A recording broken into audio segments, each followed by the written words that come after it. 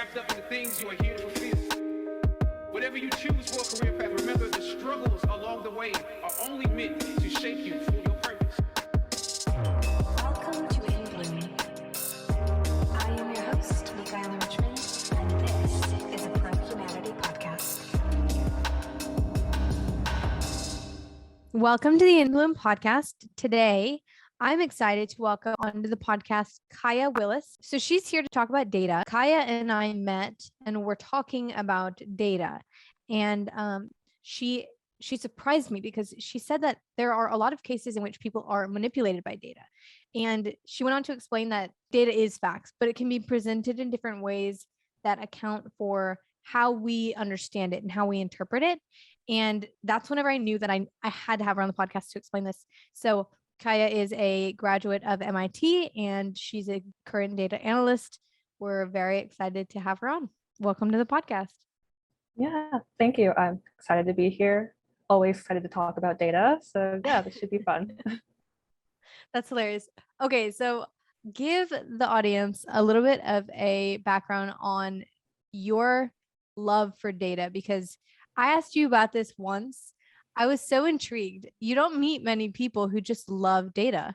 And I was like, Kiyah, what made you love data? What made you love data? Yeah, so I've always loved math and numbers. They're just, with math, there's always kind of a right or a wrong answer. Well, not always, I guess, but when you're doing like equations and things, 2 + 2 is always 4 and 3 + 3 is always 6. And for me, I really liked that growing up, that it was very simple. There was always kind of right or wrong answer. But as I got older and I learned that math, there's these hard facts, these unchanging facts, but then there are also different ways that you can use it and apply them to real life in the forms of like data and statistics. That was really exciting and interesting to me to kind of apply those things. And yeah, so when I went to MIT, I started as a math major, but math got really theoretical when I said I wanted something that was more applicational. And so I switched from pure math to data analytics. And yeah, that's where I am now. That's awesome. Okay, so why did you change? You said because it was too theoretical and you wanted something a little bit more applicable. What are some of the like day-to-day applications of data, and what do you do as a data analyst day to day? Yeah, so data is everywhere. You look at the news, you see weather forecasting, that's data. You see elections and things, X amount of people are voting for this candidate, or X amount of people support this bill, that's data too.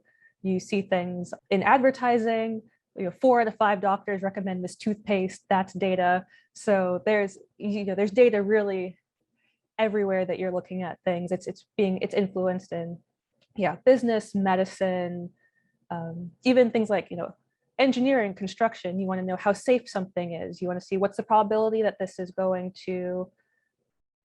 bridge is going to collapse under you, and hopefully that probability is very, very small so that you don't have a construction issue. But yeah, so I don't work in anything that cool yet, but currently I'm working in consulting. So I work with agencies who work in media and advertising, and I work with their kind of client data and see what is the best solution to their problems and how can we use the numbers that we get from them to solve issues with communication, with budgeting, with a lot of other things. Okay, that makes a lot of sense. So the reason that we have you on this podcast is to talk about data, and specifically how, like, best practices, how not to get manipulated by data. So you explained to me a little bit about how at MIT there are a couple of things that they taught you are like data do's and data never do, or data don'ts. That's funny. What are some of those? And what are some examples of ways that you see the opposite being done? Like they're doing the things that they should not be doing. Yeah. So a data do, when you are collecting data, is one of the things that you want to do is make sure that you're collecting the correct data that answers the question that you're asking. So maybe one example of this, if you said, I want to go into a grocery store and see what is the average weight of an apple. And you go in and you find a section where there's apples and you find these, perfect red delicious apples, and you measure like the weight of 4 of them. And you say, okay, well, now I found the average weight of the apples in the store. Well, there's a couple issues with how you collected that data. So one, you only measured 4 apples. So those could have been like the 4 smallest apples in the store. Those could have been the 4 largest apples. So you're going to need to measure quite a few, a larger number, try to get more in there. If the store sells more than one type of apple, maybe they sell Granny Smith apples, Gala apples, you're going to want to get many different types in there too, not just the Red Delicious. So those are kind of some examples of what we'd call bias, which is that the data that you're collecting isn't representative of what the question you're trying to answer. And yeah, there may be a couple other variables that you could account for besides. So yeah, different types of apples is one of them. Trying to get as many as you can. Also, it might depend on the season. If it's good apple season, you might have bigger apples versus if apples aren't in season, you might have smaller, kind of sad apples. So those are some things that you're going to want to take into account as you're doing this experiment and kind of asking, okay, what is the question? Because if the question is, well, what is the average weight of the apples in September? Then as long as you're getting them in September, you're probably fine. But if you're going to use this to suggest what the weight is in June, then collecting all your apples in September is not going to be the best idea. So you see this kind of bias with polling. So if you look on, you turn on CNN or MSNBC or Fox News or whatever, and you might see something that says, 60% of our viewers are supporting this bill that's coming out. Well, there's kind of going to be some issues with like, well, who are you asking this question to? Are you, is it just people who are watching that channel? Because if you're asking people on MSNBC versus people on Fox, you're probably going to get different answers because you get different demographics. You're also only going to get people who are watching TV, so you're missing people who maybe don't have TV, maybe older people. I don't know how much they're, if you're really old, I don't know how much you're watching like MSNBC. Yeah, that makes a lot of sense. So this was a question that I had. It was like, there are a lot of cases in which people poll or people say 4 out of 5, CEOs believe this, or, 2 out of 10, whatever, say this and or agree with this. And it's easy to use that statement to your benefit. So if I believe something, then I can just, throw it out there and be like, hey, this % of people believe this. And I see this all the time, is people use, and I do this as well. And as soon as I started talking to you, I was very grateful, because now I've started to be a little bit more particular about the data that I use to back up my own arguments. Because, for example, if you use the 2 out of 10 CEOs believe this to bolster whatever point you're making, and it's not true, first off, nobody wants to be in line with something that's not true. You don't want to believe things that are based in falsehood. That's number one. And number two, it's just spreading mistruth, right? So how do we audit good polls versus bad polls? How do we kind of tell the difference between somebody who has conducted a good, poll, but also has created a good data set, has given us something that's actually factual versus not? One way that you can go about it, and one thing that I do, is I will look at multiple sources are asking the same question. So kind of with the example I used earlier, if you're just watching Fox, maybe also watch MSNBC, also watch CNN, also see if there's maybe an independent newspaper that's asking the same question. And then you can kind of compare and see, because if they're all getting maybe around the same answer, then maybe that was, a well-asked question. But if you see most people are getting one answer and one person is getting something that's totally different, then that might be one sign that that person getting something super different is doing something kind of sketchy.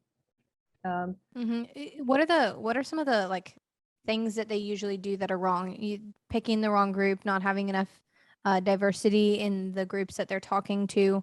What are some of the things that they're doing specifically wrong? When they're polling. So one thing would be not asking a diverse group of people, not asking the right number of people, or another thing would be context. The way that questions are asked is also important.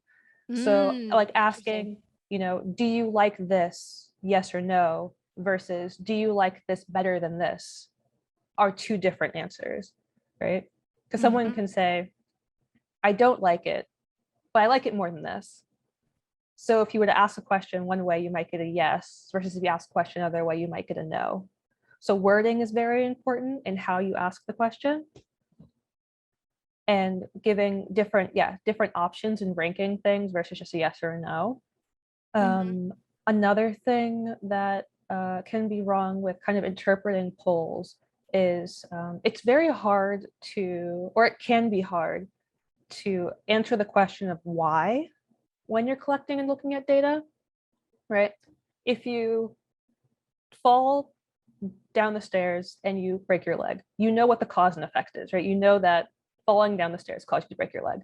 When you get a result from a poll, or from really collecting any data or doing any sort of experiment, there are typically so many different factors and so many different variables that it can be hard to say exactly why you get the result that you get.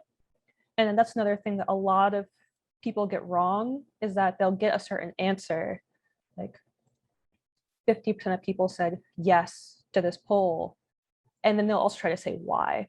And data oftentimes doesn't answer, actually most of the time I would say, doesn't answer the why, it just tells you the what. So you can say that 50% of people said yes, but each of those people might have a different reason for saying yes, or a different thing that caused them to say yes. And that's not going to come through in just a yes or no poll.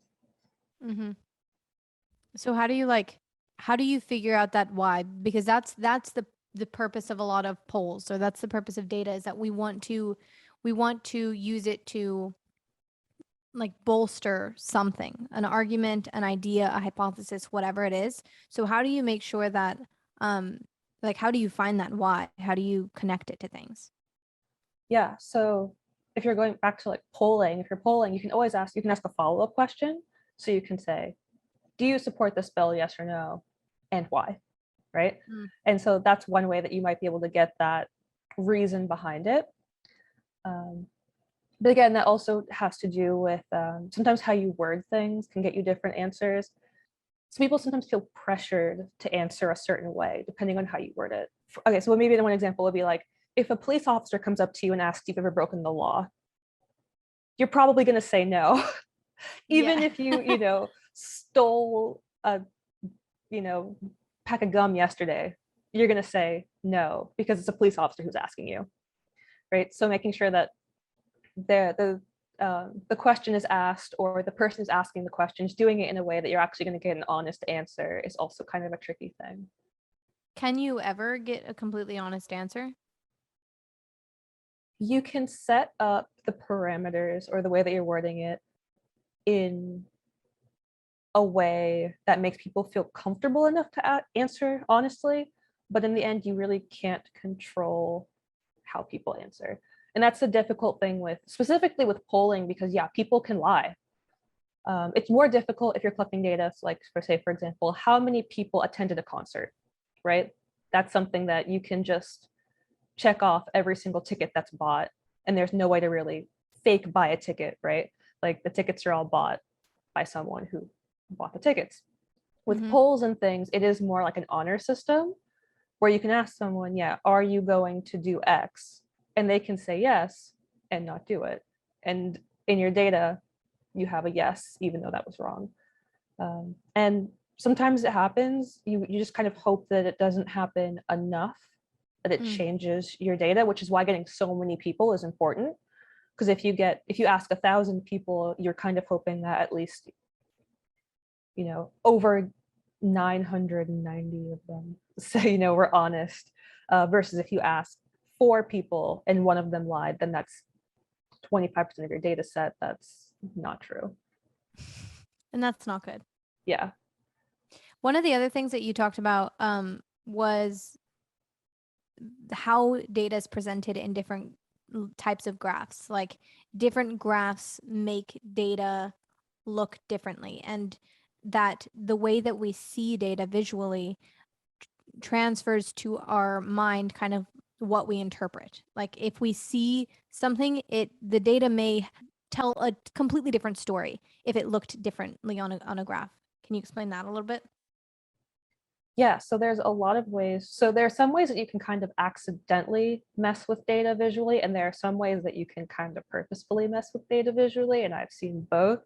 Again, especially on the news. I talk about the news a lot because I get frustrated sometimes when I watch like journalists try to explain data. And I'm like, Interesting. yeah, because for them, it's more about telling a story and, getting sometimes maybe getting a reaction from people versus actually going through the correct processes. Some of the things that I'll see on the news, you'll see graphs that are very hard to read. Like there'll be a ton of information really like squished into a small space, which it's really hard just to see what's happening. And they'll kind of try to explain it, but you as like the viewer kind of have to take their word for it because you can't read what's on the screen. Another way is using like poor color choices. So there are certain assumptions that people tend to make when using data, when looking at data, that if you have certain colors, like green means good, red means bad.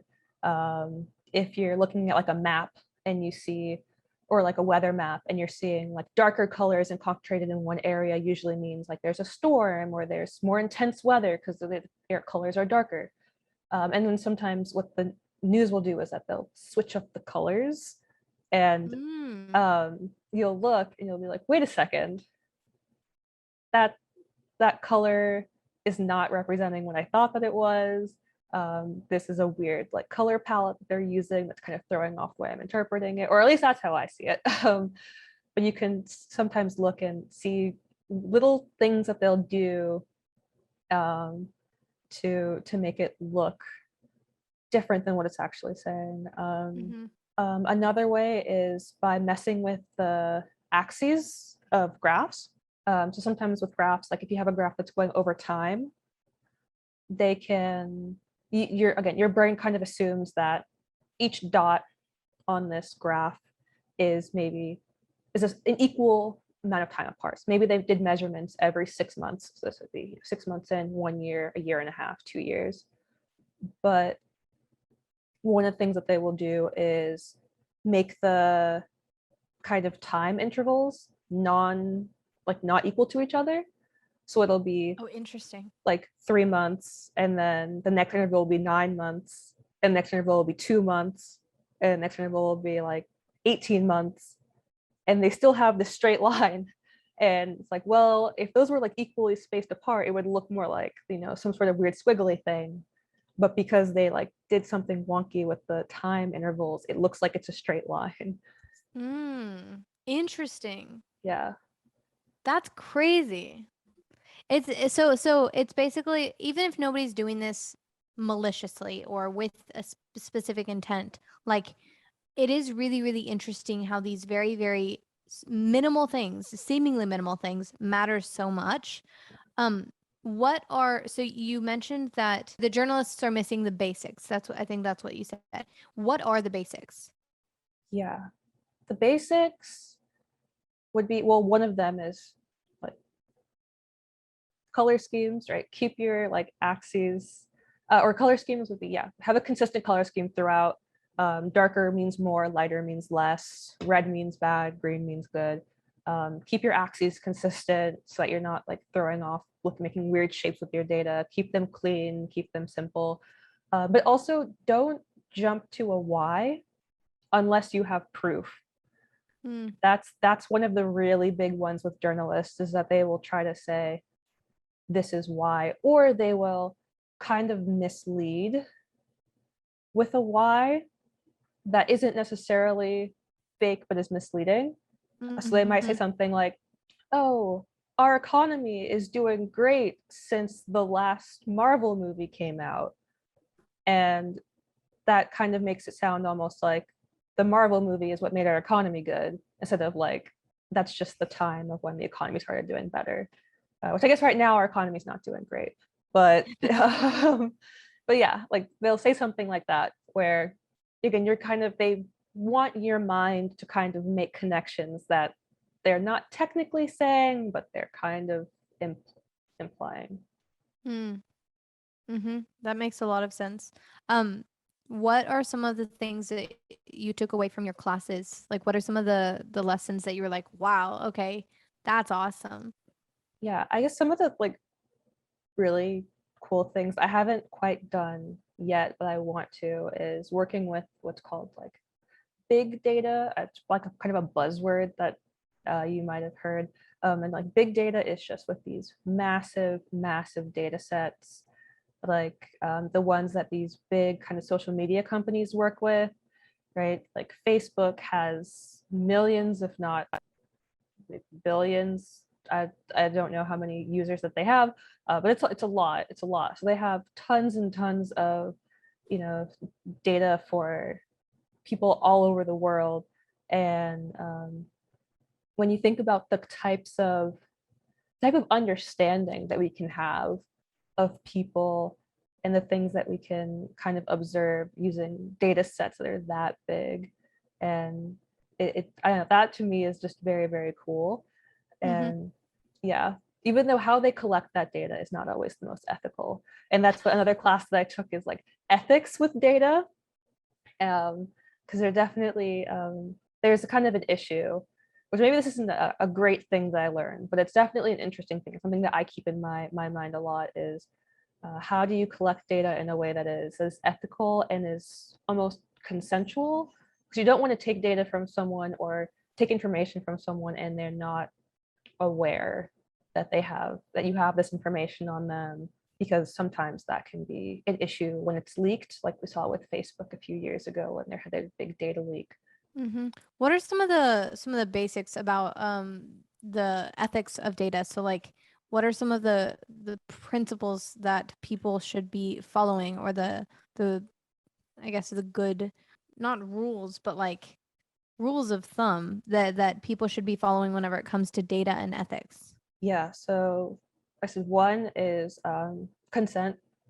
Whenever you do any sort of experiment, or even like when you go on the internet and it, you know, says, hey, do you want to accept cookies, right? That is them saying, hey, we want to see where you are and what you're reading. And I don't know if everyone actually understands what that means when they click like accept cookies, but it does mean like we want to have some sort of data of you as a user of your computer, and to see, yeah, maybe how long you're looking at the article or the website, where you are, things like that, so that they can kind of improve their website by looking at the people who are using it. And another ethics thing would be, again, with the just don't use data to lie to people, or try to, you know, purposely misinterpret it, which we've kind of already talked about. I think those are really the big two. You can get more down into kind of the nitty gritties of doing some experiment type things, but I say those are the two biggest takeaways that I had. That's interesting. You said something about data, and especially big data, that was really, I guess, eye-opening for me. I think there are so many things that go on in the world, and so many capabilities that we have with technology, that I think it's really difficult to keep up sometimes, or at least for me, I've been learning about all of these capabilities and technologies and things that could potentially be happening in the future, and they're like, wow, but at the same time, okay, how does it work again? So what are the things that we could technically do with big data, like all of these, websites that are taking cookies and, Facebook's cookies, and then just like that. And then afterwards, I want to ask you about the data laws that were just passed. Yeah, yeah. So Facebook, of course, they do have like the cookies and things. They also collect data. Like when you sign up for an account, they have your location that you put in, right? Your name, your birthday, your location. They could track all of your friends. So everyone that know. Have you ever, this happened to me before. Well, I'll go and I'll talk to someone for a bit and then they'll show up in my like friend recommendations, even though I like didn't exchange information with them. Interesting. So that's something that like Facebook can do too. It's kind of scary how much they know about you. They also can look at advertisements. So there's a lot of advertisements on Facebook. They can see, if you click on an ad or how long you maybe stay on any of those ads and things, and that's also data they collect. Kind of what are you interested in?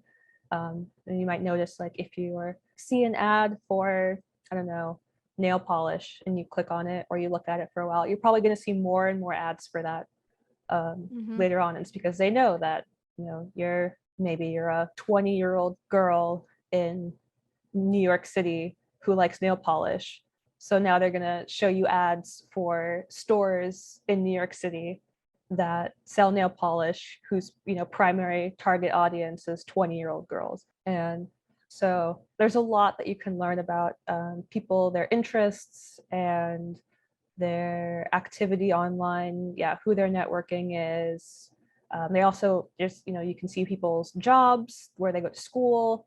All of that stuff is also all being collected by these big companies. One of the interesting things to me is like predictions. So like using data to predict things in the future, or to like maybe build a better business, or to, I mean, the bad use of it would be to manipulate, but like it could be used for manipulation. What are some of the both good and bad uses of big data? Like if they have a huge subset of data on a specific topic, what are the ways that they can leverage that data? Like what can they do with that data? Yeah.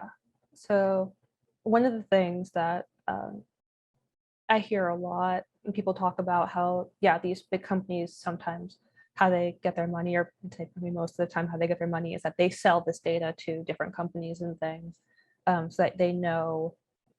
So for example, with the 20-year-old girl who likes nail polish, Facebook might sell kind of this demographic information of, what are they seeing of people on their website who are looking at nail polish ads, and they might have that demographic data of, oh, it's usually this age, this gender, this in this location, who also looks at X, Y, and Z, or who goes to school doing X, Y, and Z, or who is majoring in X, Y, or Z. Like they have all of that information, or who is on Facebook or talking to their friends this amount of time of the day, and they can kind of use that to sell to businesses to improve their kind of marketing and targeting certain groups. Sometimes that is maybe less harmful, like maybe with the nail polish, it might not be that bad, but sometimes there can be issues when it comes to, for example, kids, because I think that you can have a Facebook account as young as 13. I know that YouTube just had a bunch of issues with companies advertising to kids, and kids don't understand how advertising works and how it's trying to get you to buy a product and trying to get into your head and tell you that you really want this, and this is going to improve your life. And so that's like one kind of way that I think that these social media companies are becoming a bit more aware of the power that they have. I know that YouTube now has YouTube Kids, which is like a whole different area of YouTube with, there's no ads, there's no comments, there's no nothing, and it's kind of supposed to protect kids from some of the bad things on social media. But yeah, That's very interesting. Data laws. Talk to me about data laws. You talked about the YouTube for Kids thing. There was the whole cookie thing with Facebook, where they were restricted, and I think Facebook lost something like $20 million in a day, something crazy. How do the data laws change the way that data is done, and how does it change, I guess, the way that companies can go forward? Yeah, so to be 100% honest, I'm not up to date on all of my Okay. big data laws. But I know that this is definitely like there has been a lot of questions about the ethics of these big data companies, and how probably mostly because they're so big and have so much power and influence. Um, if these were like small, like mom and pop shop websites that had like 100 or even like 100,000 users, probably wouldn't be that big of a deal. But yeah, because of the amount of data, the size of them, I know that a lot of these laws are coming in because yeah, people are nervous about how much data is being collected on them and what it's being used for.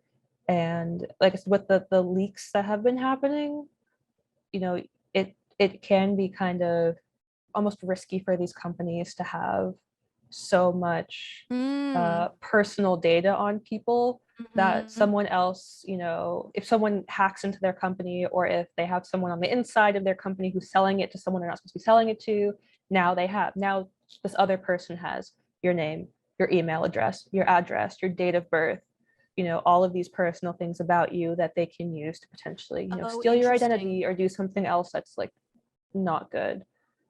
Interesting.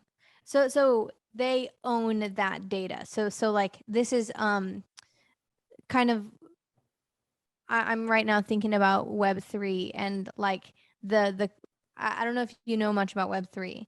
Not a lot.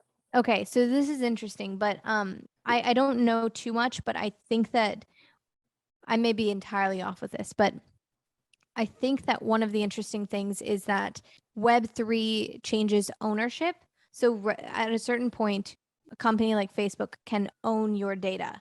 It's possible that at some point they can't own your data anymore. They can just have access to it, which would be very interesting. And so do they so they just have your data. They own your data in their siloed company walls, and then they get to share it with whoever they want. Pretty much is how it works. Again, I'm not as Okay. familiar with like all of the laws, but yeah, I think that I think as long as it's considered consensual, there's not as much restriction.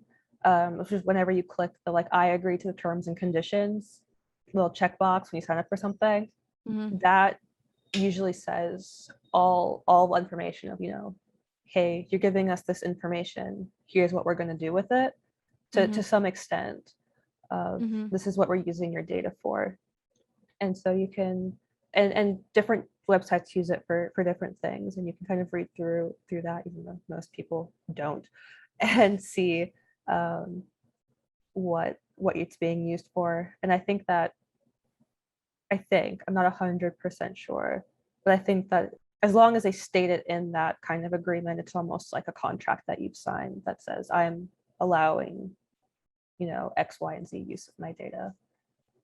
Interesting. Do you think that's too like in a, I mean, I think I can say this, but in many, many different scenarios, like contracts, whenever you sign contracts, they mean a lot more than just consent, like checkbox consent. And is it, this is just a totally opinion thing, but do you think it's actually a good thing for consent to be as easy as checkboxing? Because it seems almost like a psychological thing that if it's not hard, then you don't think about it as much. Yeah, I think, This could honestly just be something that's like open to more questioning. Like, yeah. like I don't think because even I would say this is a maybe. Like you'd probably have to, in your mind, you're probably like, let's conduct some studies about this just in case. Let's see what's up.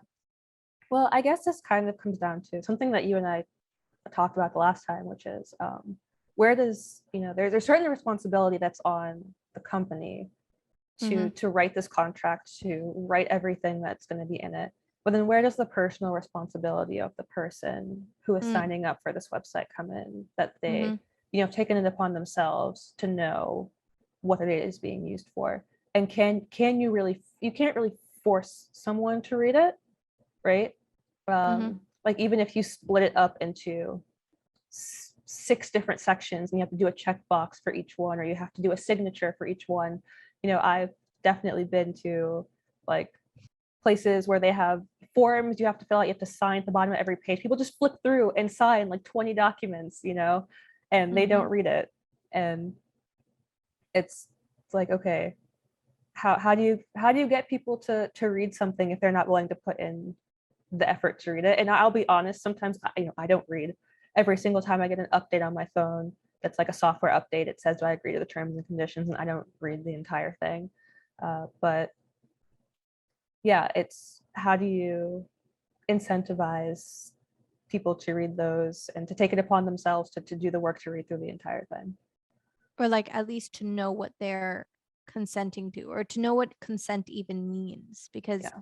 like I think I mean there have been a lot of times that I've consented to my cookies being shared and I had no idea what they even meant, or like I consented to a terms and condition and later realized, oh, that's what I consented to. And like I think that's a little bit problematic, but again, I don't know how you'd fix that. Yeah, I think that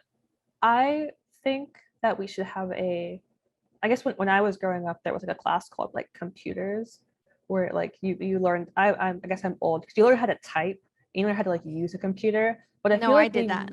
okay, yeah, they don't have that anymore. Really? Yeah, kids don't learn how to type because they do it at home. So there's like no computer classes taught anymore. Interesting. But I think that there should be some sort of, maybe, I don't know, maybe part of school, or that, Interesting. like, So not a like basic class, competency. but yeah, something about internet. Oh, Yeah, just how to or use the even internet and just how to. like not, oh, I mean, that's a huge topic. That's a massive topic. Like how to use the internet, but also how to like use the internet to learn how to Yeah, actually leverage the power of the internet. Man, that would change lives. yeah, like how to research, how to like find sources that are like, trustworthy, not trustworthy, biased, not Mm. biased. And then yeah, how to what data is being collected. Here's how you can avoid like identity theft and insecure like Wi-Fi networks that are kind of sketchy, and like all of that stuff, which was stuff that I wasn't taught in my computer class. I knew how to type really well, but other than that, I didn't know much about the internet. Interesting. Okay, you just mentioned a lot of topics that I deeply want to go into. Um, Finding sources. How do you find sources that are not biased? What is your process for doing that? That is a really tricky one. This is kind of earlier when I'm like kind of trying to see what experiments are unbiased or things. I will just read a bunch of different sources and see what overlaps. So like, for example, if I see a story that's on like Fox News, and it'll say maybe something that's a man, stabbed another man and ran away. And then I'll see the same story on MSNBC, and it'll say like a man stole a wallet and ran away. It's like, okay, well, I know that he ran away. They both said that he ran, so that's probably true. Now, what he did before he ran, I'm not sure. Maybe he stabbed him and took the bag. Maybe he didn't do either of those things, but I know that he ran. So that's what I've got so far. But sometimes it is just like looking at a bunch of different sources and seeing what overlaps, because usually that's fact. But we were talking about a story, the depression medication, Mm, right? And that's an example where everyone was saying the same thing, that, or almost everyone, a large majority of medical, uh, explain the so recent studies came out and questioned the effectiveness of the depression medication. yes. So for a really long time, psychiatrists have been kind of theorizing that. So there's kind of different ways of ending up with certain mental health conditions, right? So you can like for example, if your grandma were to pass away, you can end up depressed, and that would be something that's environmental, something that just happens in your life, an event. But then there are also some people who have just chronic depression, and maybe something terrible never really happened in their lives, like, you know, a loved one dying or some sort of disaster or something, but they just have this really negative outlook on life, even though there isn't something terrible going on in their lives. And the theory that kind of these medical professionals came up with was that it was because of a chemical imbalance in the brain, probably what a lot of people have heard, low serotonin levels. And so they were giving people SSRIs, which I don't remember what it stands for, serotonin something. It helps increase the serotonin in your brain for years and years to kind of fix this chemical imbalance. Oh, and I think it's something resistor inhibitor. or something like inhibitor, yeah, serotonin Something like that. resistance inhibitor. But yeah, depression medication that increases serotonin in your brain and supposed to help counteract this chemical imbalance. And yeah, a recent study came out saying that this theory of low serotonin is not what causes like clinical depression or chronic depression, not clinical depression, chronic depression. They said that they did these experiments where they manually lowered the serotonin levels in people's brains and kind of studied what happened, and they were not ending up depressed. And yeah, so measuring different levels of serotonin and seeing how that correlates to depression, and it wasn't doing what they thought it was supposed to do or what they predicted it was going to do. And they had to come out and say, it's not serotonin. This medication, you know, supposedly works for some people, but they don't actually know what is causing the depression in the first place. And so this was something where, you know, for years and years, there were some people in the medical field and even some people outside the medical field who were questioning how accurate or how useful this medication was at kind of treating depression. And they were just laughed at and told they were crazy. You know, it's a chemical imbalance. We all know this. And if you really looked up any sources of like what caused depression, that was kind of one of the first things that popped up was this chemical imbalance theory. And they just recently said, no, that's not it. So, you know, you can do your best to research and to find things, but sometimes even the quote unquote experts are wrong. And that it's a tricky thing because you want to trust, you know, people who have these experience, who have these credentials, but even they are wrong sometimes. And so you kind of ask, you know, who is really right? Who really knows what's going on? Interesting. Yeah. So that serotonin SSRI experiment was happening at, I think, one of the UC schools, right? Or which school was it? It was some research lab. It was a research lab. I don't remember where it was. I think it was a California school. I could be mistaken, but I think it was some research California school. But is the way that you see data, like data is a tool, data is not fact. Like we do not use data to tell us what is truth. We use data to, I guess, bolster hypotheses and to help bridge the gap between what we think is true and what we know to be true. Yeah, I think that data can be fact, but it's only if you run a perfect experiment is what I would say.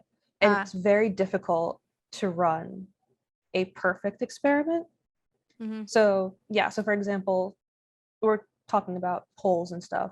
If you wanted to know what the average American thinks about something, to run a perfect experiment, you'd have to ask every single American, every single one, not excluding anyone, and they would all have to answer 100% truthfully and honestly. Like that would be a perfect experiment where you can get down to the truth.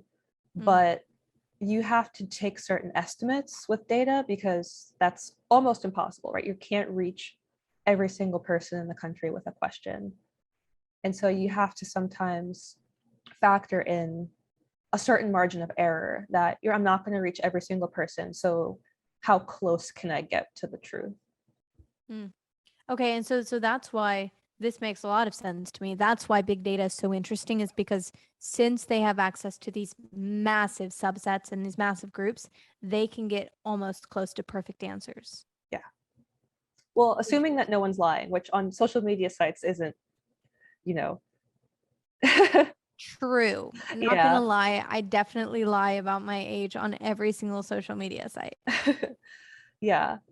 But yeah, theoretically, if we could get, because I've heard of politicians talking about passing laws where you have to use your ID to set up an account so that no one can go anonymous and no one can lie about who they are for purposes of like identity theft and impersonation, and just to get rid of the number of trolls and bots and things. So yeah, if they can figure out a way to make sure that nobody is lying about who they are and what they do, yeah, you can just collect data on almost everyone. Interesting. I that's scary though. Like I think I both think it's a bad thing and a good thing that you can be anonymous online. Like a bad thing because then you can be nefarious, but a good thing because I don't think anybody should be able to force you. Like it's, I don't know. That's hard. That's an interesting question. I had not thought to ask that. I'm still kind of shook by the idea of like people making you sign on to, let's say, Facebook or Instagram with your ID, like your official ID. I feel like that would get really complicated though. Like think about how often you lose your Gmail account password or something. Yeah. Like you could never get another one, or everything's linked. Man, that would complicate so many things. Or I don't know if like logging in every single time, but like signing up, I Or guess yeah, but like originally. Yeah. yeah, I mean it complicates things. So like if you sign up for a bank account, if you forget anything, it's really difficult, and it's tied to your if you have a business bank account, to your business number or whatever. Like I think the amount that everything would be interconnected would be really, really interesting, for better or for worse. Oof. Okay. Sorry. I was like, I'm imagining a future where that's the case. Like where it's the case that your ID is tied to literally everything. If you're getting a job, like your ID is tied to that, and then it's tied to everything that you've ever created or done. That would It's not like help some people. it's like a Black Mirror episode. Have you ever seen Black Oh Mirror? my gosh. Yeah. No, actually. But I Oh, know I know it's very like trippy. yeah. It's pretty much a lot of the episodes are like dystopian when like technology has just taken over everything, and like you have like a chip implanted in your arm, and everywhere that you go you have to like scan your chip or something to like go in, or like um you can, or like a time where you, or yeah, a future where you can like upload your brain to the cloud and like do crazy things. It's, yeah, a lot of like technologically dystopian stuff that we're scarily close to being able to do. Yeah. Yeah. I mean, like you could sell all of these ideas to me very easily, but then I'll have questions about the next step, like the idea of a chip in your arm. I mean, like you could explain to me a couple of instances where it would be cool, but then there are a lot of complications and questions where I'm like, okay, well, what about this? And so like the idea of doing the whole linking your ID to certain accounts or whatever, like sometimes more connected is actually more complicated. You know what I mean? And so the problem is creating connection without making it more complicated. Like imagine having to go to another person to try and figure something out. I hate this. Whenever you like forget something or do something wrong and then you have to go to chat support and you're like, "Oh my gosh, this is taking forever and I can't get it." Like going to another person to figure something out versus doing it yourself. Interesting. I like the idea that most scientists are actually, in some senses, philosophers, in the sense that they love wisdom, and that they love asking questions. And I think it's very interesting. Like data is not fact unless, I mean, like unless it's like perfect, but deciding whether or not it's perfect is really, really difficult. So then you have to kind of be, in some senses, I don't know if it'd be considered a scientist or like a philosopher. I guess it's just like a reasoning human being who deciphers through things and who, looks at two varying sources or tries to figure out what is actually true and what is false, and not taking it just based on the data. Like, okay, what is this data telling us and how do we know this? And can we further prove that by looking at even more data, just like stacking things on top of each other? Does the data that we got in the past work with this data or work with this theory, etc.? Yeah. Yeah, I definitely agree that to work with data, you have to do a little bit of philosophy, especially if you're trying to ask that why question. Because when you're asking why, you have to think about every potential why. You know, if you get every single thing that could potentially influence or create the answer that you have, and that means sitting and thinking for a long time about, what are all the possibilities, and then doing maybe a follow-up experiment or something else to try to answer that question. Give an example. So like you said that you sit through and try and think through all of the possibilities. When do you stop? Like, what is an example of an instance where you would think through all the possibilities and then go through them? Yeah, so one of the classes that I took in university, there was one of my professors worked with airplanes, and it was, how safe are these airplanes? What is the likelihood that something's going to malfunction? And when you're working with that, there are so many ways an airplane can malfunction or can like have issues when it's in the sky, right? It could be a mechanical issue that has to do with like, a piece that isn't in the correct way, a screw that's not tight enough, a piece that is old and rusty or that is old and cracked.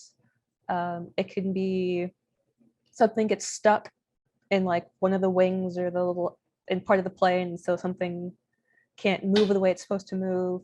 Another thing that you'd have to think about with, I guess not necessarily, or with a safety thing would be, which isn't like a mechanical issue, but different emergency exits and things. Like, what is if you land, or if you have a malfunction over water versus over land versus over a mountain, and what are the different emergency ways you get people off the plane? How easy is it for them to get off the plane? And this has to do with like how easy it to get out of their seat, to undo their seatbelt, to get their life vests if they need it.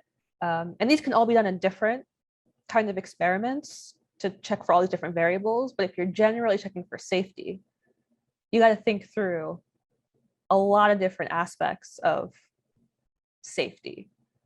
And because it's kind of a broad thing when you're looking at all of these different moving pieces that go into safety. Even, what happens if something happens to the pilot? You have, there's another person up there in the cockpit who takes over, making sure that that's a smooth transition. And so, he has to collect a lot of data on a lot of different experiments that were done, do some more experiments, and then figure out how to combine all that data together to see, okay, how safe is it for you to fly? At what point does he stop asking questions, or like, point is he like, okay, I think that's enough, or like you can't be 100%, I don't think. I mean, unless you can, and unless you do decide to go that way, but like that would almost seem like it would take too long, to do the due diligence.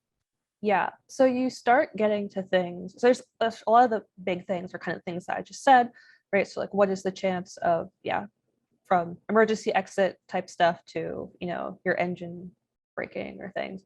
You start getting into things that are very, very improbable. And that's kind of where you stop when you start thinking, okay, like, what is the chance that both the pilot and the co-pilot have a heart attack at the exact same time? It's like, well, that's very unlikely to happen. So you probably don't need to include that in your data set. Or like, what happens if, I don't know, you fly over a volcano and it happens to erupt at the same time? Like, that's also very, very unlikely to happen. So like, there are some things that you can just kind of rule out on the improbability of, the probability of it happening is so low that it's not going to affect this number enough to include it as a possibility, even though it is a possibility. Okay, I get this. So like, it's basically taking the job to be done, the end. Like, why are you asking this question in the first place? Yeah. And comparing it and being like, okay, well, is this actually useful? Exactly. Okay, interesting. And so this is interesting as well to me, safety and risk. Like this I guess it's almost like a dance between safety and risk. Like you can't take risk out of life. But there are a lot of ways in which the added safety that we have, or the safety that we have added into the world has helped us to be where we are. Like we are a very prosperous society. And it's probably not a coincidence that prosper has coincided with safety. Like we are safer than we used to be, a lot safer, you know? I guess the question that I was going to ask is kind of like, how do you marry that, like the safety and the risk of trying to make sure things are safe, but also recognizing that like you can't take away risk. And I mean, is this still data? I guess it's kind of data. Yeah. Yeah, it is kind of data, right? Because like we know that every time you get behind the wheel of a car, there's a chance of getting into an accident. Every time you get on a plane, there is a chance that the plane will fall out of the sky. We just hope that, we can minimize that risk as much as possible. And like you said, there really isn't a way to get to 100% because even in those tiny cases that I mentioned earlier that we said we're not really going to maybe study, but like there is a chance that something happens to both the pilot and the co-pilot. There is a chance that some crazy weather comes out of absolutely nowhere and like lightning strikes the plane 4 times. It's a non-zero chance. It's unlikely, but it does happen and it can happen. And if you look at cars and planes and bridges and even like using a toaster, like years and years ago, it was way less safe than it is now. Now we have all of these things. We have airbags in cars, so that if you do get into an accident, the chances of you dying are much lower. We have, safety things on toasters that's, not as easy to electrocute yourself. I think it just comes from, I guess this isn't with data, you can see how your risk decreases over time. You can test different things to try to decrease that chance of danger. But I guess it's just, you just always want to be moving closer to 100%, approaching 100%, even though you'll never get to 100% safe. So you can go from 96% to 98% to 99% safe, but you'll never get to 100, but you can get as close as you can. This data conversation is so interesting to me because I'm using like two sides of my brain right now. There's the side of me that like really loves talking about the theoretical and the philosophy and the hypotheticals. And then there's this other part of me that's like more logical and that likes the application and that likes the data. So like I'm trying to marry these two sides and being like, okay, wait. I think I'm trying to ask about the future, right? Like how we would go about making decisions that are increasing our safety or increasing our capacity to do things, but also not allowing that data, like not allowing that number that let's get closer to 100% to allow us to compromise anything, like compromise our morals or compromise sort of lines that we should draw. And I think that's difficult. Yeah, it is. With more and more access, just technology in general, all these questions are coming up that we've never really had to ask before.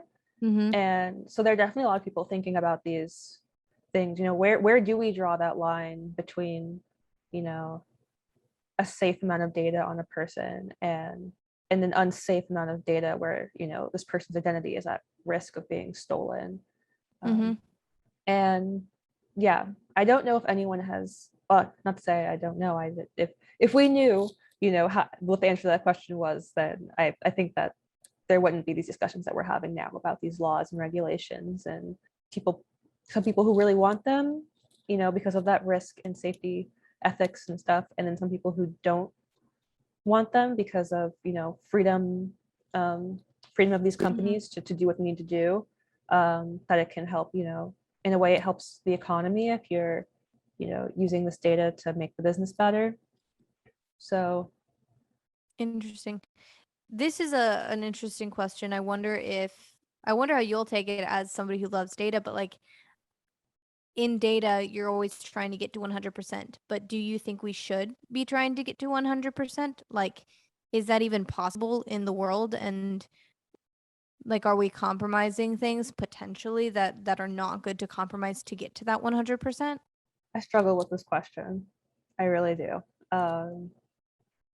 I know a lot of people who I went to school with who work for Google and Facebook, and they're 100. They are totally like 100% all the way. Let's get there, kind of. yeah, they're like, oh, it's not that big of a deal. Like data is data. They already have my social security number anyway, so like it doesn't matter. But I do think that people have a right to privacy in a sense, and I think that that is kind of being like, unless you're like, I guess maybe if you're part of like the Amish community and you're like completely signed off from like all electronics, all everything, you're like living out in the middle of farmlands, then you have your privacy. Like 100%, you are your own person, you're good. But even then, I think the government still tracks certain things about you. So I think that it's a right to privacy in the way that I look at it. Like, do you have a right to be Well, connected with the internet and things, but then also to not share certain things, which it seems like the answer is no. Because if you want to be on Google, if you want to have a Gmail account, if you want to have a Facebook or any of these things, you kind of have to click that. I agree with the terms and agreements, even if you don't really want to. That sucks. I think the question that I have is kind of the difference between like property, right?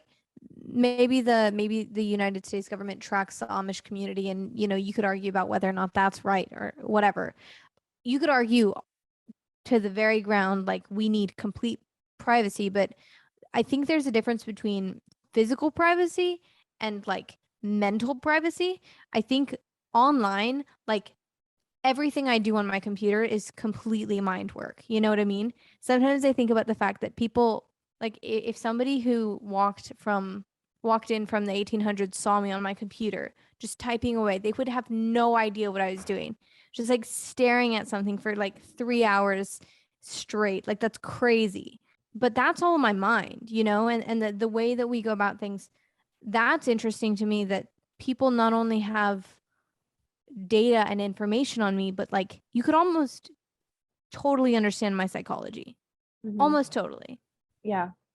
That's the only way that you can avoid that is to not be online, to get rid of get rid of your cell phone, get rid of your laptop, get rid of your whatever else, your tablet, your PS4, and just read books, write in notebooks, and use like a landline or a payphone or something to call people, or write letters. I don't know. But yeah, it's really nearly impossible to kind of avoid that, which is, or at least in the US, it's really almost impossible to avoid that, which is kind of a scary thing. Yeah, and like, so I'm not entirely opposed to it, I don't think, as long as I understand what it means. You know what I mean? Like, what do I have a right to and why? Because one of the weird things that I wonder sometimes is whether or not, like hypothetically, you go into the metaverse. Does morality still apply? Like, do the laws that we're bound by on Earth still apply? And if not, is that bad? Is that really bad for our psychology? Like, how do we apply the things that are physical to the things that are not physical? Well, you even see that with things like with I guess the metaverse, with the internet. Like, we have the First Amendment, right? Freedom of speech, but there's so much censorship online, and so there's a lot of questions about what can you do in real life that you can't do online. I know that there was something that I was reading about virtual reality, and how people were going into virtual reality and getting like assaulted in VR. Oh, And and there was this like question about like, oh, is assaulting someone in VR a crime? Um, interesting. I mean, and like, what was the conclusion? I don't I don't know if they I mean I don't know if they came to a conclusion. That was just like a question. Yeah. I think at the time it was a lot. I don't know. I'll have to look back and read on it. But I read an article that was saying they were asking, is this assault or is this legally assault if you assault someone in VR? Mm. I mean, I think the most dangerous thing to me is how it changes your psychology. Like if you get used to assaulting people online, that is never going to be good at for you in the real world. Like I think you muddy the lines between good and wrong or like okay and not okay whenever you're able to do it in one domain, but you're not able to do it in another. Yeah.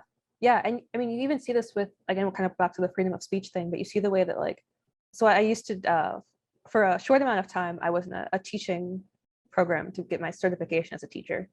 And I worked in a middle school and the kids were, they were online, they were on social media and things. And the way that they talk to each other and the way that they talk to their teacher and the way that they talk to me, you can tell they were getting a lot of stuff from online and they probably were saying certain things online Mm. that were, you're not being stopped, no one's telling you no. And then you come to school and you say the same things, not going to go as well. So we're kind of seeing a little bit of that now with these kids who are being raised on social media, who almost, at least in my opinion, my theory is that they're struggling to see what is almost like quote unquote appropriate for online versus in real life. Interesting. They're just doing the same thing that they do online in real life. Or in even what is real life. Like if Yeah. you grow up with, I mean, I'm so glad I didn't, but like if you grow up in the world that is online and you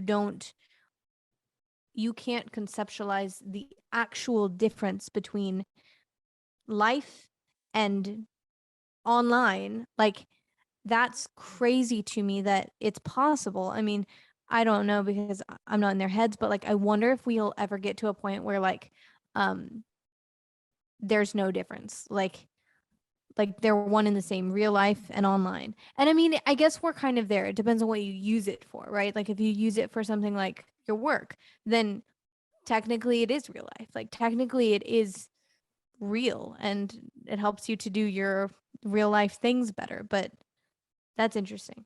Yeah, it's a little bit scary. Uh, and yeah, like you said, didn't grow up with this, so I can't relate to it as much. But I'd be interested to see like when these kids get older, when they're adults, how they'll feel about Mm-hmm. all of this stuff, and if they'll look back on it as a good thing or a bad thing. Interesting. We're asking a lot of questions right now, which is fantastic. But this kind of like goes into making hypotheses. So like hypothetically, we wanted to make a hypothesis on one of these statements that we're making. We're asking, I would say, good questions. How do we make hypothesis? How do we ask the right questions and then carry it out into an experiment? Like how would you carry out your perfect experiment on any one of these questions? Or like you can even throw out another question. With the question that we were just talking about, how are these kids going to feel? So let's say the kids who are 10 right now, they're 10, maybe what, fifth grade?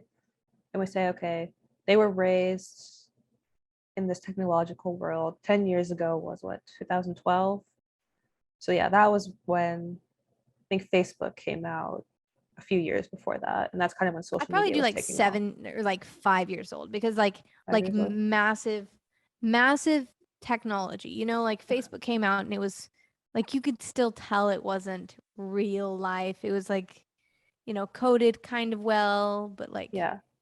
Okay. Okay. Yeah. So let's okay. So the 5 year olds now. Actually, I have a cousin who's 5, so this is great. So my 5 year old perfect. cousin has had like a tablet in his hand since he was born. But yeah, so let's say so they're 5 years old now. So let's say in 15 years, we say okay, they're 20, they're adults ish, they're college.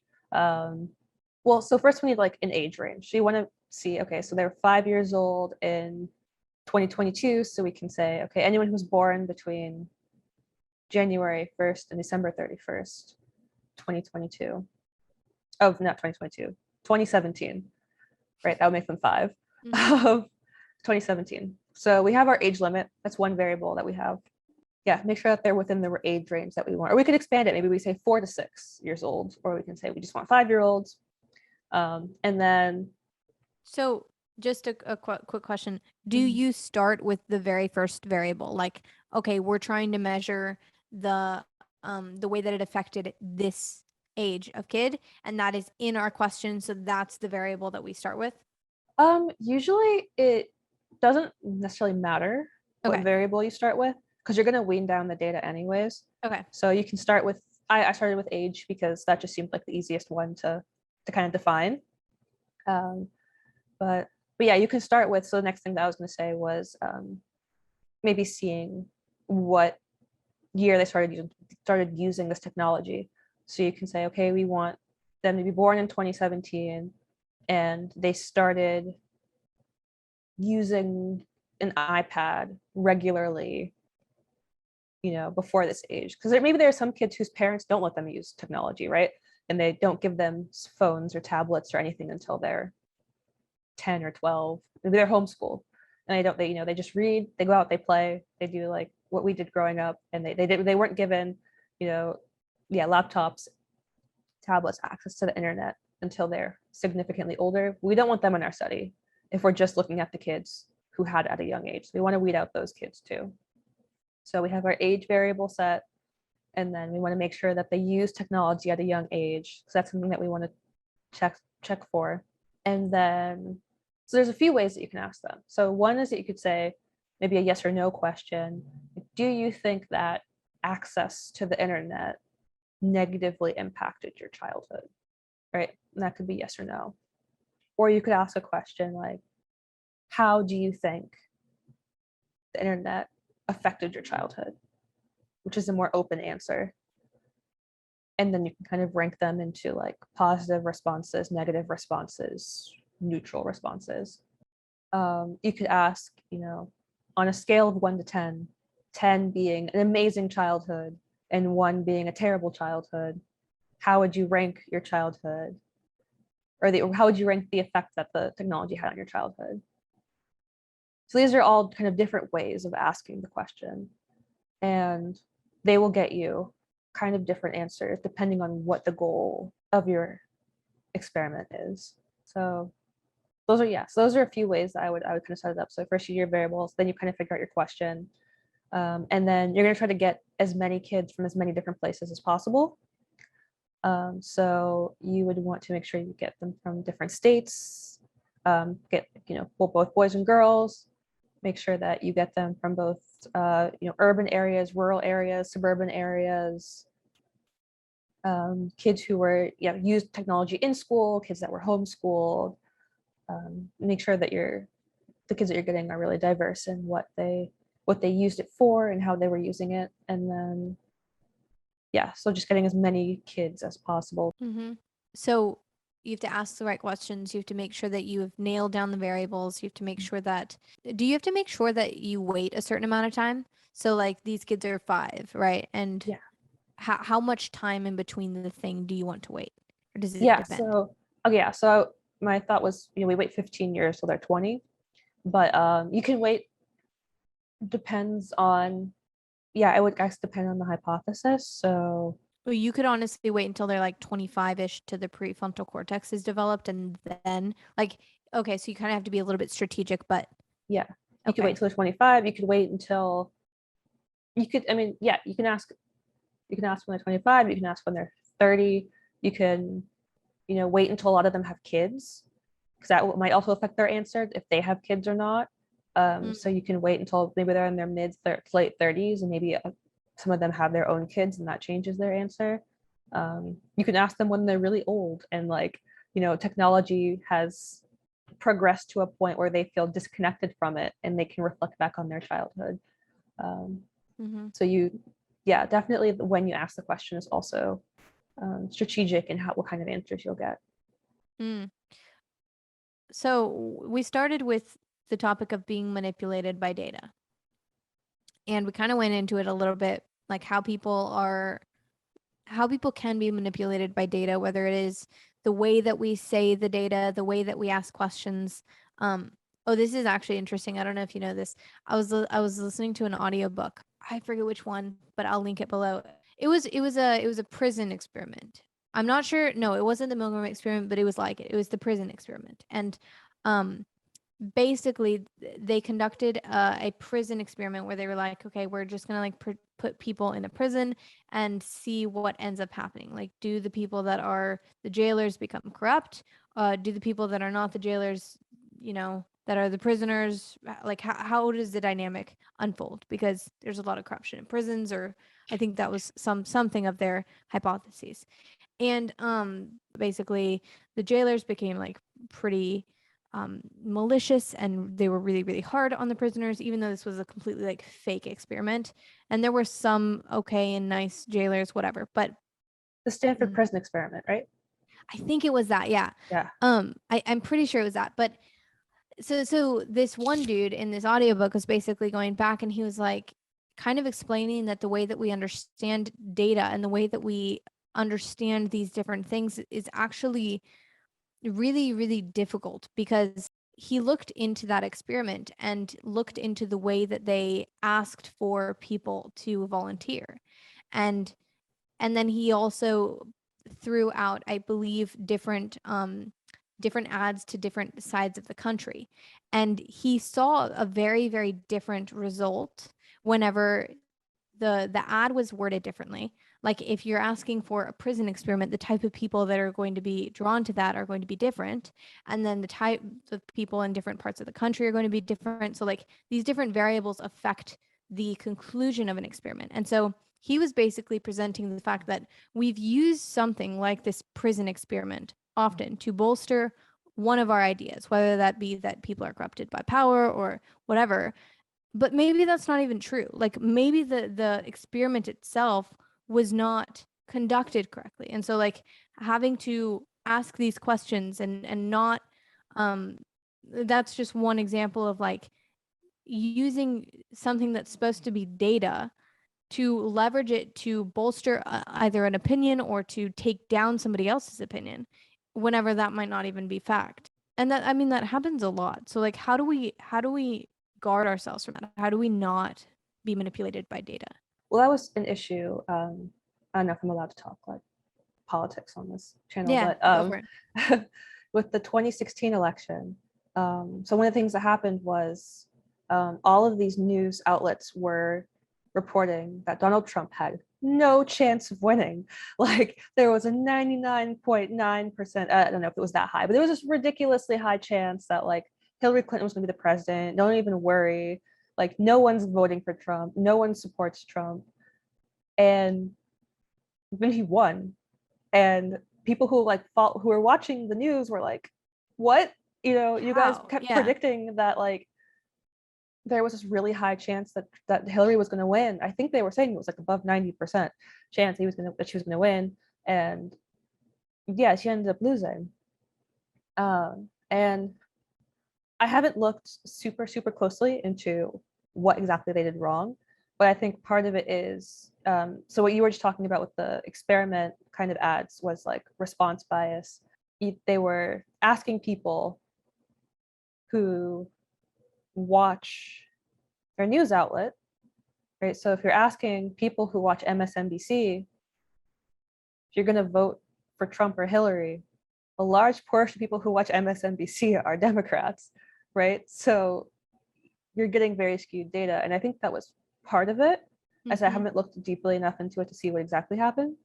But yeah, like a lot of news outlets were kind of reporting very similar things. And that kind of goes back to the like, sometimes the experts are wrong.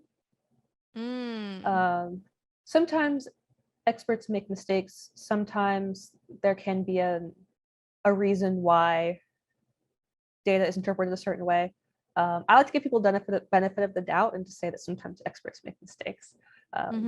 Well, I mean, honestly, like sometimes it has nothing to do with like people being nefarious, but yeah, it has to do with the fact that we all like to experience confirmation bias. Like, that is a fact. You cannot pretend that you don't like to be right. So Yep. if you're conducting data and you end up finding out that, hey, I'm right. Like, you're not going to be looking for reasons why you might be wrong. Exactly. There's also something called funder's bias, I think is what I've heard it called. But it's if you're getting like money or backing to look into something, sometimes that will influence the way that you That's look for interesting it, too. right? So like if Toyota, pays someone to say, hey, I want you to check, the safety of our cars and compare them to Chevrolets. Hey, here's $1 million. If you can prove that our cars are safer than Chevys, then you'll get $1 million. Then even if the car is not safer, now this person has an incentive to try to find proof, Or at least right? explain something in a way that it seems like it's proof. Yeah. Interesting. That's so interesting also. That's why everybody always says follow the money. Like, follow the money. Who's backing them? What are their agendas? And like, you can't take agenda out of things. So like, okay, I think that's one part of, so this is difficult though, because sometimes you can't understand the why. Yeah. Is there a way that you use data to help you to understand why? Like, for example, understanding somebody's agenda. Okay, now I don't know this is certain, but they've done X, X, X, and X. Yeah. Some of that is just, doing a bit of research. Again, we see this a lot in like we'll see this in politics where a certain candidate will back a certain bill or back a certain policy, and then you'll see that they're being sponsored or they're getting a lot of money from some organization, right?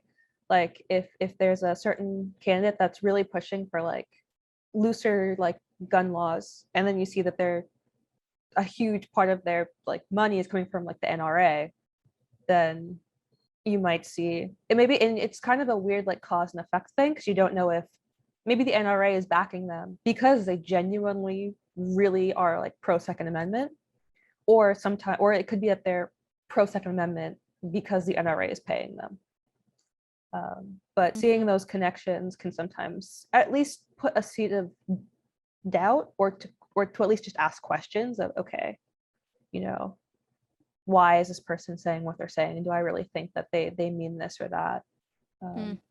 Or again, the opposite. If you see someone who's really looking for, stricter gun laws, and then you see that they're being backed by the National Association Against Gun Violence, then that's, probably related to why they're saying what they're saying. Or So you can't be 100% certain. Like, there are a lot of things in the world that you can't be 100% certain about.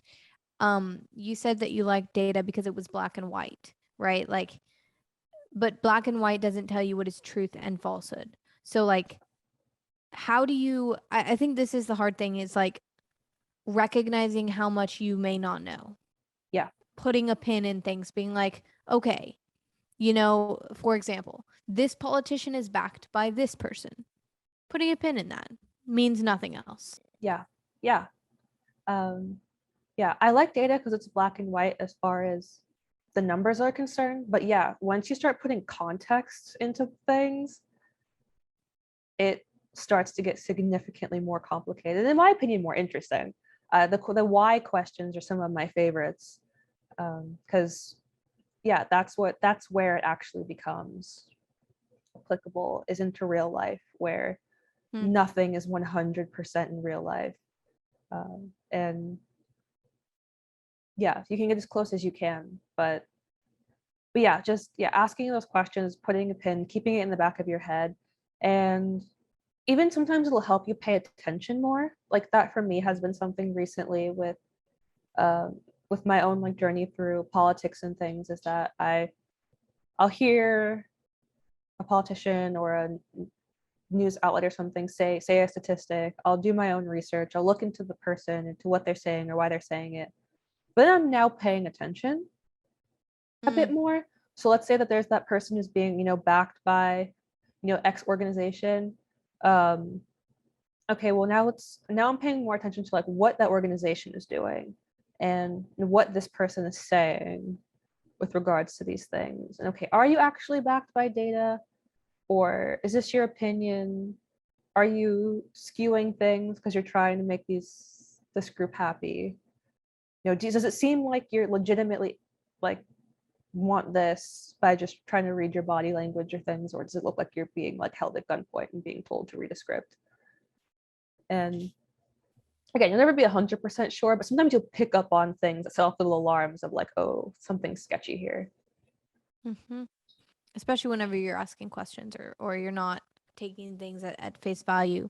That, oh man, this adds so much to how I look at and use data.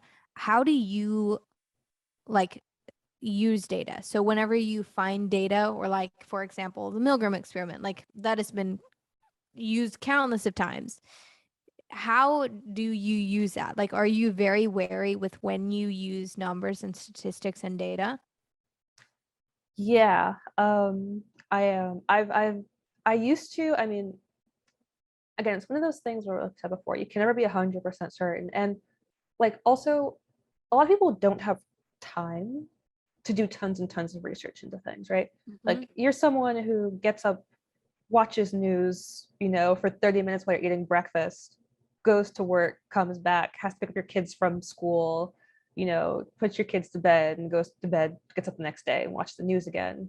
You're probably not going to have time to do a lot of research on your own. I'm lucky in the fact that I do data for a living, so I learn a lot about how to see through some of these things, and I yeah, and I don't have kids to take care of, so I can spend my free time just like researching things.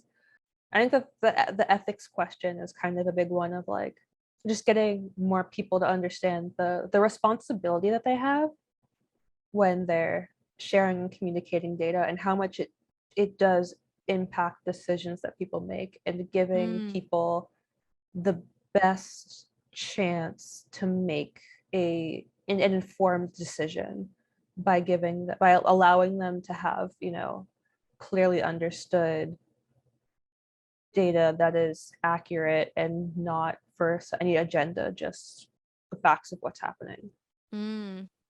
Massive, huge. Like that statement, man, I think that's very true, that the way that we use data, and whenever we're told data or facts or information like statistics, like the way that we have to filter even that, I think it was always the case. Like that was always the case. I think it's better with the internet, because number one, we can like look it up and question to see whether or not it's actually true. Maybe. I mean, unless there's a lot of consensus, but hopefully not. You have that, but I also think the other thing that we're learning with internet is that because we have so much information, because there's so much data, because there are so many fake polls and fake literally everything else. There's so much fake stuff out there. Like you do have to question a little bit more, which I think is a good thing, because in the past you could have fake data anyways and nobody would have to question it, because you just have such limited data that whatever data you had was good enough. Yeah. That's interesting. Okay, so final topic, and then I'll hit you with our the rapid fire questions. The rapid fire questions are basically the questions that I ask everybody, and they're fun, so I think you'll like them. But you said that your job helped you to see through things. What are some of the things that you've been learning to see through? Yeah. I guess a lot of the things that we've kind of already talked about. I look at graphs. I make a lot of graphs in my You job. love graphs, right? I really love graphs, and I love visualizing data. I took a class, probably my favorite class I took in undergrad was called Communicating with Data. And it was the entire class was how to make graphs. And it was great. And we talked so much about, this is the proper way to do this. And yeah, so like I said, when I watch the news or I look at articles sometimes, and I'm like, these journalists are breaking every rule when it comes to all of these things that you're not supposed to do with, like I said before, the crowding and the changing of the axes and the like making things look bigger, making things look smaller. And yeah, I know that the average person who's watching, kind of going back to the ethics thing, is not going to pick up on that, probably isn't looking that hard at it, or maybe doesn't even know to look for those things. And just because I work with graphs and with data all day, and I have to proofread my own graphs to make sure that they're correct, my eye is kind of trained to pick up on those details. And and to even to listen to the way that they talk about things and be like, okay, well, you're saying that it's because of this. How do you know for sure? Like, why are you saying this? Are you giving the right context? Are you making assumptions? Have you asked the right questions? Or are you jumping to conclusions that the data isn't showing? Mm-hmm. Yeah, I like that. I like that the more that you talk about data, the more I realize that even whenever you have data, you still have to be somewhat rational and logical and like reason through things. Like you can't, even if you have data doesn't tell you what to do. You know, data doesn't tell you what is fact all the time, or like it tells you what is maybe, I mean, depending on whether or not it was conducted properly. But it doesn't tell you the next step. Like, okay, what does this mean? Yeah. And that's a human endeavor. Yeah. Yeah. That's why you All said right. data is a tool. So it's really only as useful as how you decide to use it. Exactly. Okay, let's jump into these rapid fire questions. Okay. Rapid fire is probably one of my favorite parts because like hearing what everybody has to say is just so special.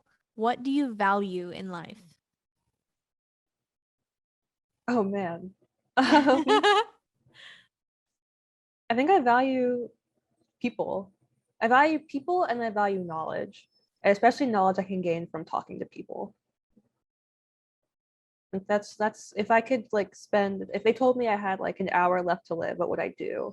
I would have a deep conversation with like someone who's close to me about just like their philosophy or something. That's amazing. I actually had not ever thought about that. Like, you know, people ask you that question at like a dinner or whatever. That has never been my answer, but it is going to become it. Okay, next question. This is an interesting one. What is a good life? What is a good life? I think, at least for me, a good life would be a life where I am both content with what I am getting from life, but also content with what I am putting out into the world. Mm, So doing something that both, is like spiritually fulfilling, but is also accomplishing something that helps other people, I guess. mm. I love that answer. I love that answer so much. So like filling your cup and then filling others. Yeah. I love that. The third question. What lights your spirit up?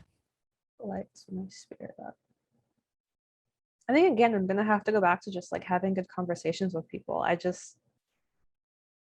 think I feel that like the happiest and the most just content when I'm just speaking like freely and just kind of expressing what I'm thinking, and also listening to somebody else who is just revealing their thoughts to me. And yeah, that's probably what lights up my spirit the most. I love that. I love that. And I love that I can do that with you. So thank you. And then my last question. If you could only leave one piece of advice for the world and generations below you, what would it be? Ooh, that is a hard one. One piece of advice.